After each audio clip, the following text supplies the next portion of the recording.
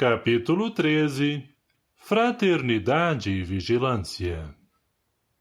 Na casa espírita, o cenário de fato era bem diferente. Certas atividades que antes permaneciam desorganizadas, agora seguiam com relativa tranquilidade. Contudo, os adversários espirituais ainda insistiam em continuar o processo de envolvimento negativo. Castro prosseguia bastante preocupado. Por mais que desejasse manter a calma e o bom senso, constantemente era irritado pelos próprios companheiros que se deixavam envolver pelos inimigos da verdade. Dos 10 espíritos perseguidores que o envolviam a mando de Júlio César, com o fito de prejudicar as atividades do centro, somente 5 continuavam com o processo destruidor.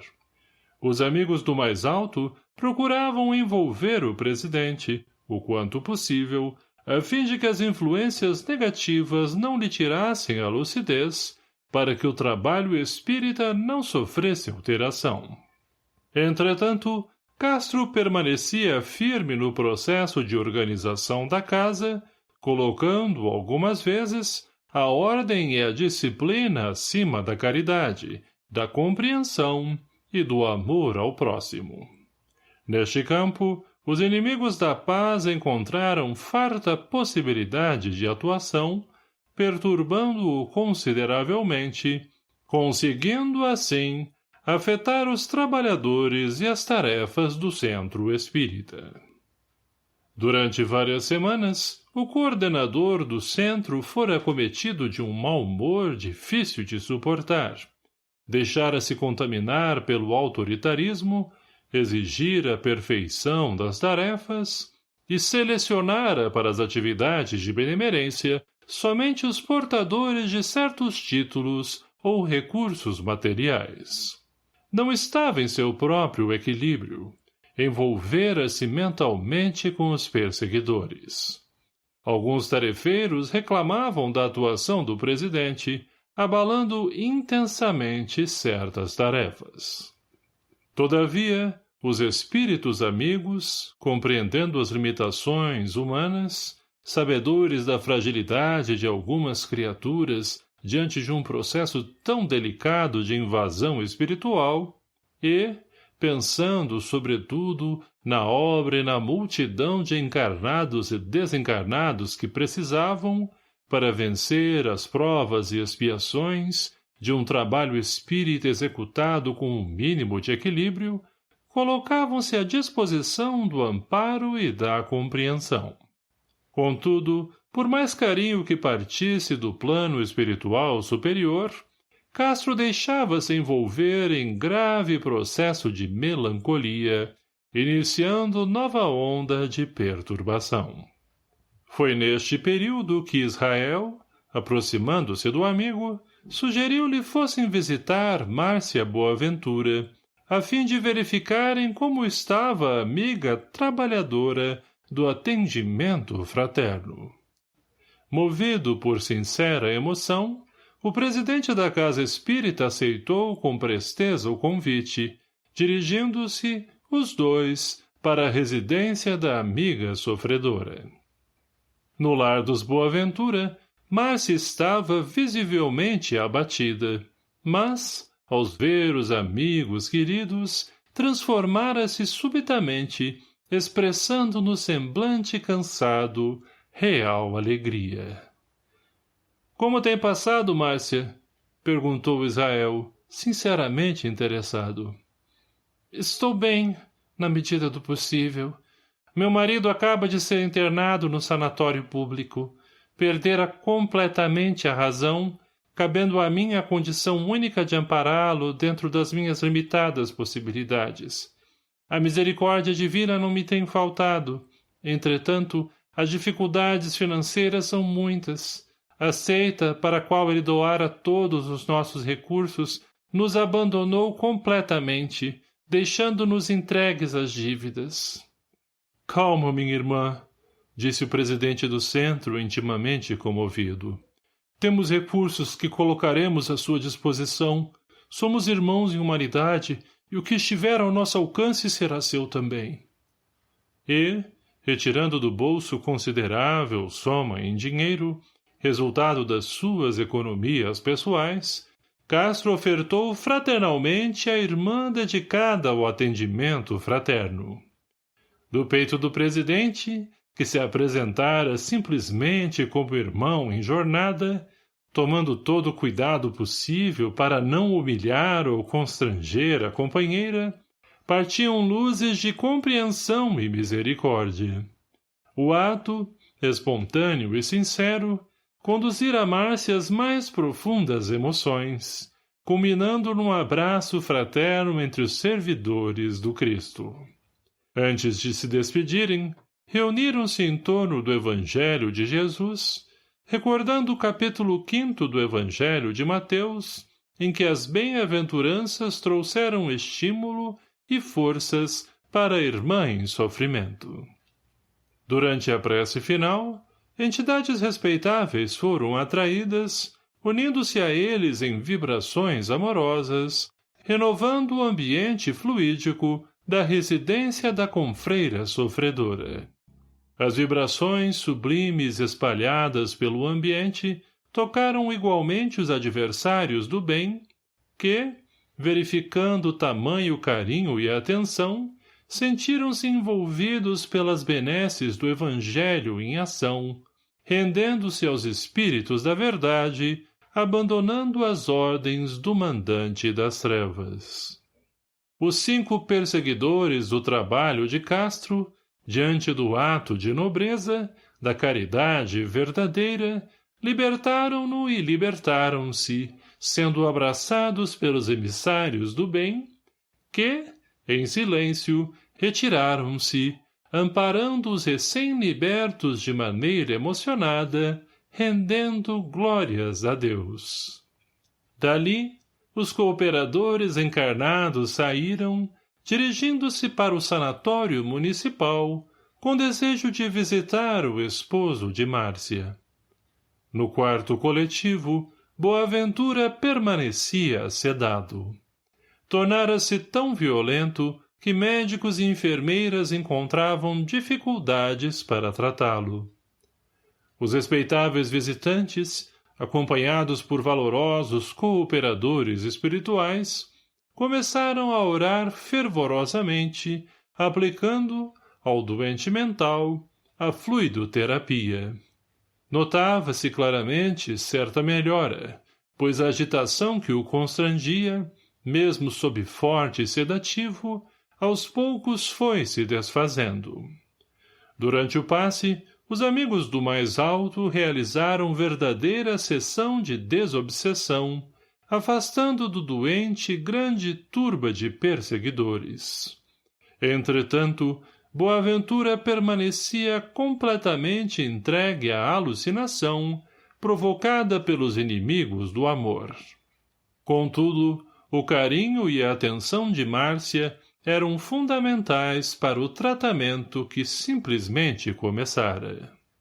Eram os frutos da ganância de Boaventura.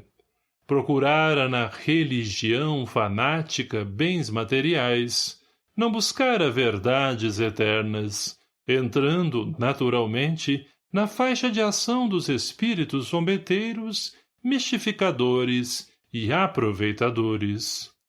Iludido pela riqueza fácil, fanatizado pelas promessas celestes de um reino de glória e fortuna na terra, perturbara-se mentalmente sob influência espiritual negativa.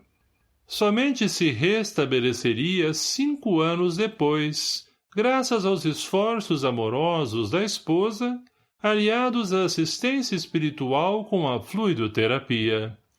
E a libertação completa somente viria quando, reconhecendo o amor extremo da companheira, verificando seu trabalho de ajuda ao próximo, observando a lógica do espiritismo, aceitando resignadamente a situação social e, finalmente, vendo outros mais necessitados, sentiu a alma vibrar, matriculando-se, com o incentivo da mulher dedicada, nas obras de benemerência à infância, encontrando neste trabalho caridoso, tempos depois, a razão da sua existência.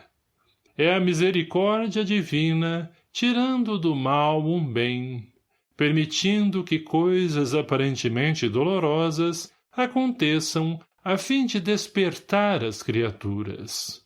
Todavia, tudo é aprendizado para o espírito imortal.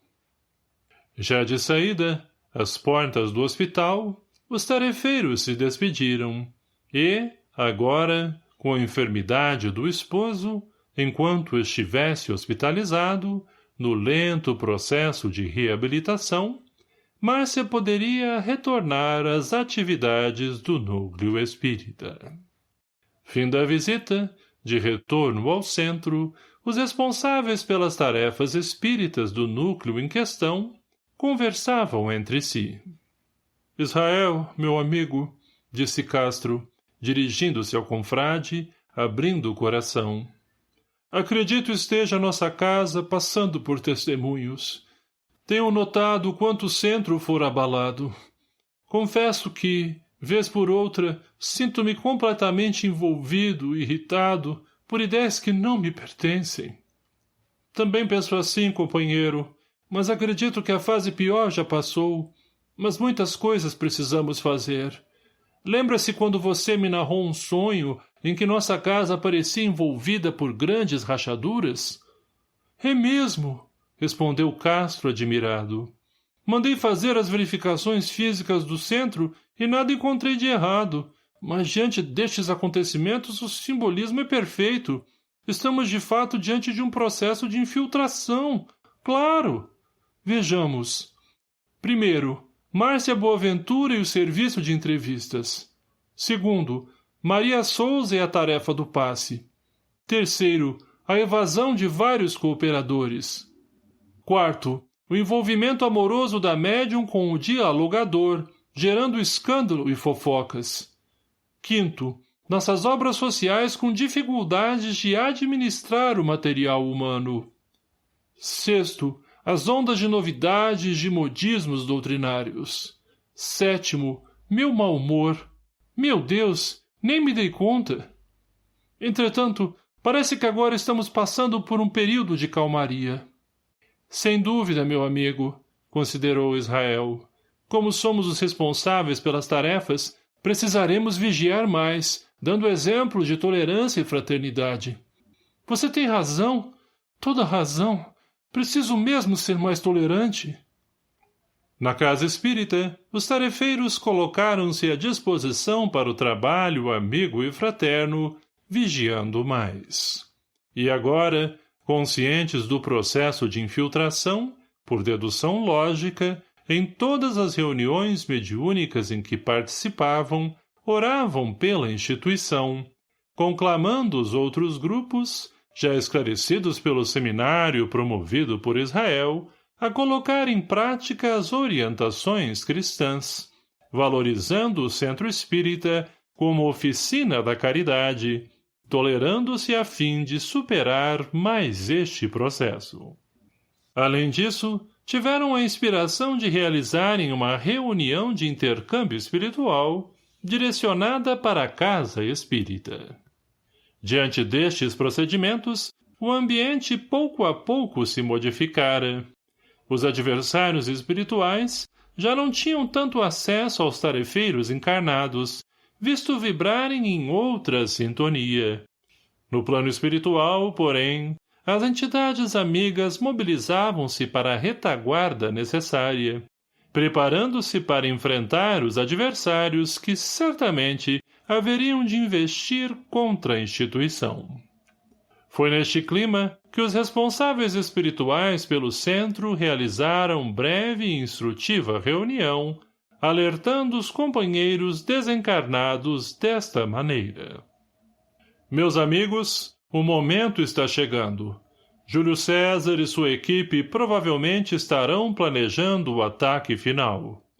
Não é preciso ser clarividente para deduzir que depois desta relativa tranquilidade, após termos socorrido milhares de criaturas sofredoras e libertado tantas outras do jugo do perverso dominador, queira ele, agora, irritado ao extremo, destruir esta obra definitivamente.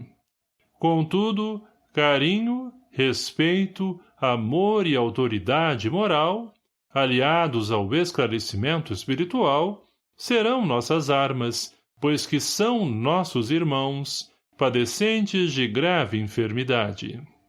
Muitos dos nossos confrades, mergulhados na carne, encontraram em si forças para a autodefesa. De certa forma, nosso núcleo de trabalho está fora de perigo. Agora é a nossa parte. Diante da sintonia superior mantida pelos encarnados, podemos agir mais intensamente, visto que fizeram por merecer. Se não houvesse essa transformação moral, a retomada do ideal espírita, não poderíamos ir além do que já realizamos, pois não podemos interferir no livre-arbítrio deles. Assim, verificando a força moral que parte de muitos cooperadores ligados ao corpo denso, a misericórdia divina nos permite agir com maior rigor, colocando nossos recursos à disposição dos companheiros imantados à matéria, evitando a invasão e dominação das sombras. Para nós, será sagrada a oportunidade de libertarmos aqueles que se encontram algemados às ideias de perversidade. Almejamos abraçar os servos de Júlio César, conduzi-los à libertação e cooperar no processo de retorno ao corpo denso. Assim, redobremos nossa vigilância, sejam fortalecidas as equipes socorristas, porque uma multidão de entidades perturbadoras haverá de se libertar. Nada é maior que a felicidade de ver as criaturas humanas dos dois planos reerguerem-se e caminharem para o próprio progresso. Nossa tarefa é de cooperação sem críticas. Castro e Israel, nossos pilares, permanecem firmes. O presidente da casa saiu do transe de mau humor que o envolvia, recompondo-se espiritualmente. Procuram, pelos próprios exemplos, controlar os excessos de alguns cooperadores que ainda permanecem sob forte atuação negativa. Para nós, quando encontramos companheiros desejosos em servir despretensiosamente, são como que alavancas de progresso cooperando na transformação do planeta. Confiança, concluiu o mentor. O Senhor é por nós, hoje e sempre. Terminada a breve reunião, os espíritos bondosos colocaram-se em franco trânsito de trabalho, irradiando, quanto possível, pelas faculdades medianímicas bem educadas, mensagens de conforto, esperança e trabalho.